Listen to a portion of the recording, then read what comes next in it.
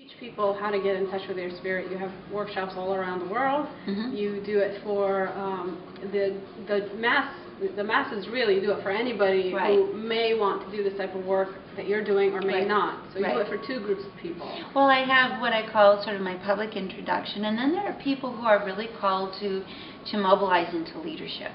They feel like this is not something I just want to experience. This is something I want to teach, I want to live, I want to share, I want to bring. So I also have classes where I teach the ones who want to lead. I teach the leaders. And they're fantastic. We're just actually wrapping up a class, a level 2 sixth sensory class, where it was really a fantastic opportunity to move beyond our fears. Even though we've been doing this work, me and my peers have been doing this work for a while now, some of us much longer than others. For me, it's a relatively new journey, but I've worked through a lot to be here, and still coming to this class, it's incredible the amount of clearing we can do in a short time. In a short time to get beyond our fears. And that's, for me, what it's really about, is moving beyond our fears. Yeah, to live a fearless life. Fearless life. And to live in the frequency of love without any apology. Without any need to dumb it down or hide it, to just be fearlessly loving.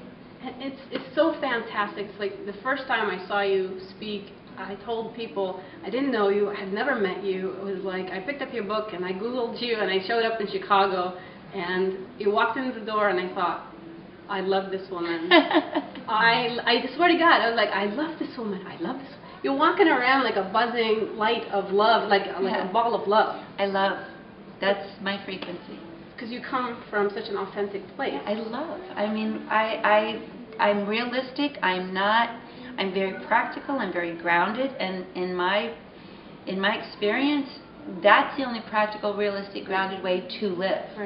So if there's one thing you can suggest to people who are watching to get in touch with their spirit and bring on that power of love, the power that love can set free into your life, what suggestion would you? I would make two suggestions, and they both go together. The first is to breathe, because the minute you start holding your breath, you're in fear. You put your body in fight or flight.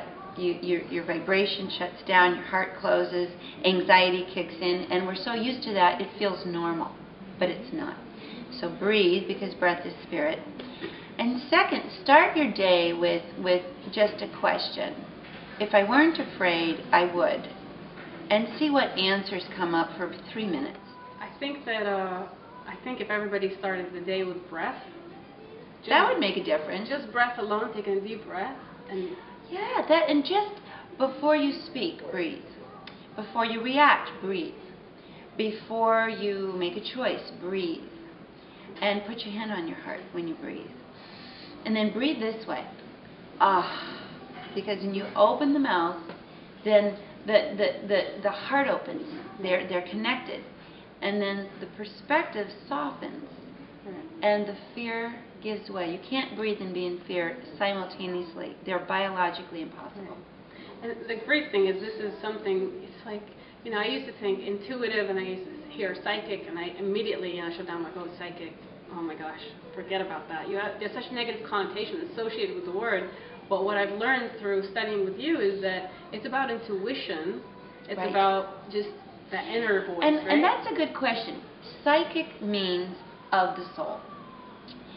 Psychic energies have to do with our soul growth and our struggles, and sometimes how we interact with people on an energetic level that we pick up intuitively, but it's struggle. And then you go to intuition, which is the inner teacher, which is the highest octave of psychic ability. It's the highest, most clear viewing energy. And when you're in your intuition, you are in your brilliance. You're in your non-personal, higher loving mind, and you can see things and feel things, and you're informed at the most energetically authentic level, and so you make the best decisions. So it's really like turning the light on in the jungle. Why would you go to the jungle without the light? I don't want to. You won't have a very good experience. When you turn the light on, it turns into a fascinating adventure. It's a brilliant and beautiful journey once the light is turned on. Yes, it is. Yes.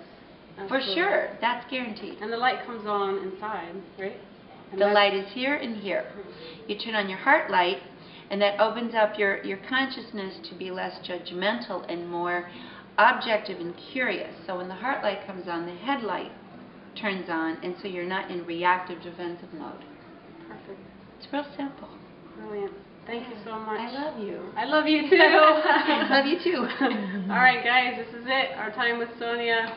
And I hope you do what you need to do to tune in the vibration of love and joy and harmony and your inner divine light, because you're right. It's all of our rights. And it's time. Thank you. Thank you, Sonia. Bye.